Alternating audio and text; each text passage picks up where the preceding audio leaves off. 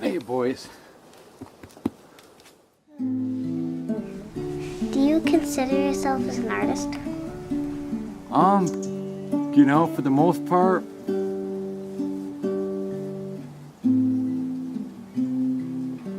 not a contemporary artist, but, I definitely, see beauty in things. And a lot of the times, an arrangement and synchronism, and, I try to express it, with,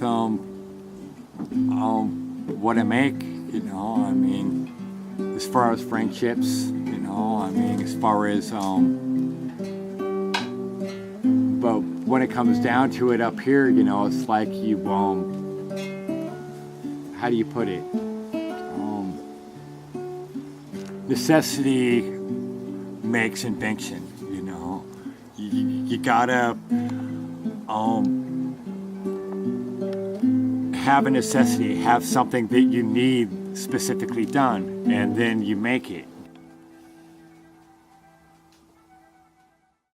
For the most part, everything's kind of a making, in the works, for the most part, when the old cabin burnt down, it was finally finished. I like to think of it like that. Had a nice mosaic. One of my hobbies is I go out and I bottle dig a lot of the old ghost towns in the area, and I collect shards of glass, and we had made mosaic, around the whole wood stove and everything, ironically it kind of enshrined the burning of the place, but it makes for neat like glass blobs, But a majority of the work around this area, when you're living in it, it's really amazing how complicated living simplistically is sometimes, You have to reinvent a lot of the times new systems of doing things, You get used to the old system and then you kind of have to redo, the new ones, accordingly, and for the most part, yeah, I've definitely reinvented a lot of different systems, but I'm still, for the most part, still living simplistically. Yeah. Are a lot of people similar to you up here, like artists and makers? Yeah, there's a lot of musicians and a lot of artists that live around here. This even lived in the cabin across the street that I grew up in.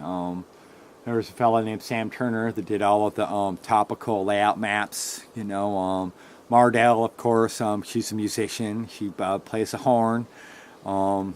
Pat and Dave. Pat does quilting. Dave does. Dave's an excellent cabinet maker. And they live in the cabin that my Aunt Duck lived in. And it's another part of my family. I remember this other cabin up here when I was a little kid. So your family's pretty artistic? No, well, my family's pretty, yeah, I guess you can say that. My sister's a psychologist, my other sister's a hairdresser, and my little brother is a rock star electrician, with the band Half of Infinity, It's kind of, it's rock and roll. No.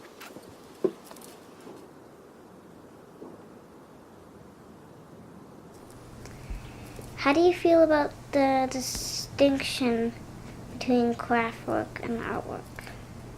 Oh, I love making a bouquet, Nowadays, I'm actually raising my own flowers, before I went around, and Grandma Argo and stuff would be missing a few dahlias or whatnot from her thing, kind of had a thing with that, in The Secret Life of Plants, they had this thing, where experiments done with the philodendron plant, how they would react, and emit like high frequency sounds, they'd scream when cut, and all my old haunts when I'd go and do my bouquet work, you know. I mean, I always fantasize about the screams they leave out, you know. I mean, here he comes again. He's gonna cut us up. He's got his scissors, he's got his shears, he's gonna do it. But no, as far as crafts, you know, I mean, when your hands stay busy, your brain follows, you know. And a lot of times it's therapeutic for people to just, you know, make something beautiful, you know. Make something ugly, you know.